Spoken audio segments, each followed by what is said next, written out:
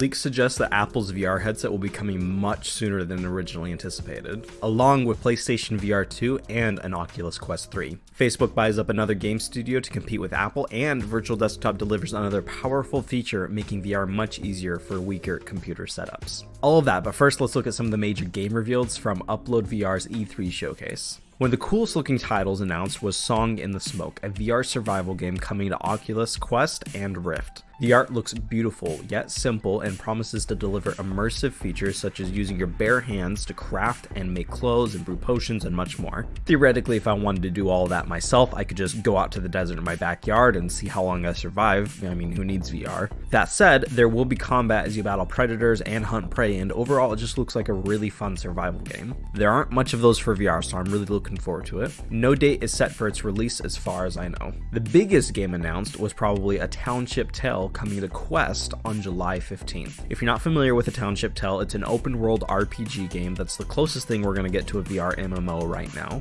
In this game, you also use your bare hands for crafting and many other things, and the PC version has been available for a while now. I haven't gotten around to playing it yet, mostly because everyone in the game looks like they have a giant cold, and I ain't about to get sick with whatever they have. That said, it does look like fun, and I'll definitely be jumping into it and streaming it ahead of Quest's release next month. One of the more stupid reveals was Nerf Ultimate Championship, which I'm sure is going to be a steaming pile of trash. It'll be coming out in 2022, but other than that, we really don't know much about it beyond its annoyingly corporate trailer. Another more interesting game is VR Tentacle Hentai Simulator, also known as Sushi Ben VR, where your job is to save your favorite sushi bar by convincing people to come eat there. Honestly, I'd probably start by getting rid of the tentacles and then maybe mix in a little bit of Gordon Ramsay-esque screaming, since that always seems to help bad restaurants. The game actually looks like it could be a ton of fun, especially for someone like me who loves Japan and the manga aesthetic. The game will be coming out in 2022 sometime. Some other reveals involve games that we kind of already knew about, such as Larcenauts, After the Fall, Green Hell, I Expect You to Die 2, and more. One minor announcement that got me really excited was new content for Demio in the form of Realm of the Rat King coming June 28th. This content can't come soon enough, as I've already gotten pretty bored with the limited options Demio had at launch. But anyways, all of that out of the way, let's talk about Apple now. According to a source that has a great track record for Apple leaks, Facebook, Sony, and Apple will all release headsets in 2022. This is based on order details from each of those companies for a Taiwanese lens manufacturing company. The leak also suggests that component quality for the PlayStation VR 2 and the Oculus Quest 3 headsets will increase significantly more than before. This means that 2022 is going to be a big year for VR again,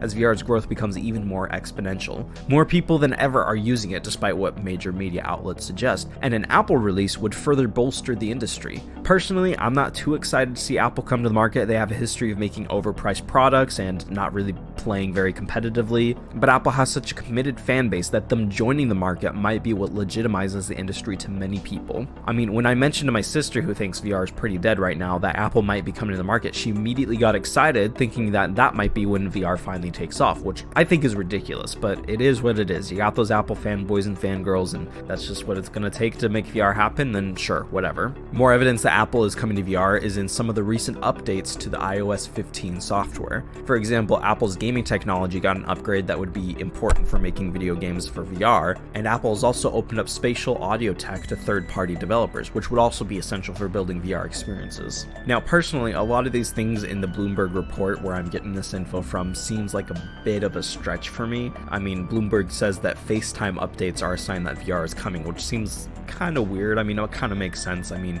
Apple did say that VR is going to be mostly focused on communication, and so that could be a possibility, but I don't know. Overall, it is more evidence that Apple is inevitably coming to the industry, and probably sooner than we all think. It's also obvious that Facebook is getting ready to compete with Apple, though. They've bought up several game studios in the past, and just this week they announced that they acquired Big Box, the company behind Population 1. This all very well could be a strategic move to protect themselves against Apple, who will most likely launch their own platform for VR to compete against Steam and Oculus. While Oculus has no major plans of removing existing games from Steam, it is highly likely that Population 1 and other major games now under their control won't be coming to any platform that Apple launches. While this sounds like a smart strategic move for single-player games like Asgard's Wrath, multiplayer games like Population 1 would obviously suffer from this. All of this is of course speculative. We really don't know what it's going to look like. We don't know if Apple's going to launch their own platform or just build off of Steam and what Oculus have. It's pretty likely that Apple's going to build their own platform. Just knowing the company, they probably are going to have their own platform. And so if they have their own platform, game developers will have to develop now for their platform as well, which could be a good or a bad thing for the industry. I'm not really sure. Only time will tell what will actually happen as VR competition gets even more fierce. Talking about competition with Facebook, Virtual Desktop, the main competitor to Oculus's AirLink,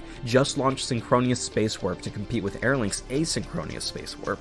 Both systems are designed to let you render games at half the frame rate, extrapolating a synthetic frame after each real frame. The main difference between the two is that Oculus's ASW uses your PC to create the extra frames, whereas Virtual Desktop's SSW uses Quest 2's XR2 chip to produce the extra frames. The developer Guy Godin worked closely with Qualcomm to develop this tech, and it's only available for the Quest 2. Theoretically, this would allow much weaker GPUs to run VR, as you'll only need your PC to render half as many frames, while the Quest 2 extrapolates the other half. The other difference is that SSW seems to warp much less when compared to ASW, at least as demonstrated here in Virtual Desktop's own video. In my own personal testing, I saw massive warping with both systems, especially in high contrast environments, and Virtual Desktop's SSW caused menu text to kind of shake weirdly, which was kind of annoying. But overall, SSW does seem to have a much less warping and is much less noticeable in normal gameplay. Right now, the feature is only in beta, so hopefully the shaking text and other issues can be fixed before the full release, because in theory it will be a lot better than AirLink's ASW.